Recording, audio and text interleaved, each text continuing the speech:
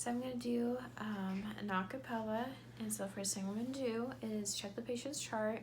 I'm going to notice if they have had any nebulizer treatments then, and then I would go and have them do an acapella to help them clear out those secretions that they have in their lungs. Then the first thing so before I enter the room, make sure I have everything that I need, and then I knock on the door, introduce myself, and then I would check the patient's ID band. And then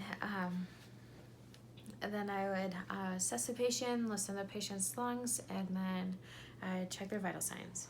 So when I'm ready, I'll get the acapella out and I will explain to them on how to properly use it. And so with acapella, you'll set it at the lowest resistance, especially if they're an elderly patient. And if they are able to go, then you can move it up, and that way they get that good resistance to start that fluttering in their lungs. But I'll start it at the lowest. So I'll reposition the patient so that they're sitting up, and then I'd have them sitting their elbows on a table, and then I'll have them do a 1-to-3 or 1-to-4 ratio. And so they're going to breathe in for 1 and exhale for 3 to 4 seconds.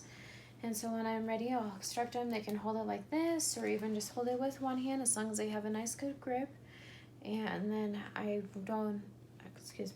then I won't have them cover the end, because if they cover the end, it will not allow it to do the fluttering, and instruct them not to place any of their nebulizer treatments with this, as it can cause clumping from the particles of the medication inside here. So when we're ready, I will have them sit up. We'll have it try to do it. We'll do it a couple times, and then have them do 10 to 30 breaths. If they feel lightheaded, and then we'll discontinue it and find a different treatment that would work better for them. So when they're ready, then I'll have them take a nice deep breath in, then exhale. And then if they feel resistance, then I need to tell them to continue on. And it's just the machine, it's just going to start fluttering their lungs when they feel that resistance.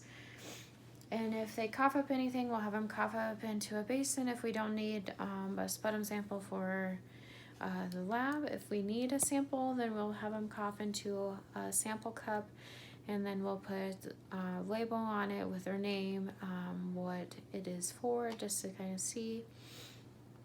And so then when we are done, we will put this into a bag after they got done doing that, and we'll have them instruct them to have it do it every hour. We'll place it into a bag. You can take the mouthpiece off and wash it with sterile water. Instruct them not to wash this and immerse this or anything in water, as that can cause it to dysfunction and not work properly. So we just let it sit on the side of the bed. Let the mouthpiece air dry if we washed it like that, and then we can set this wherever, and we can always come back in and help them if they need help. That way we know that they're doing it properly and getting the appropriate treatment, especially with this. So when we are done, I would assess the patient again. I would check their lung sounds to see if it's helping. If I had a sputum sample, I need to make sure that gets to the lab right away.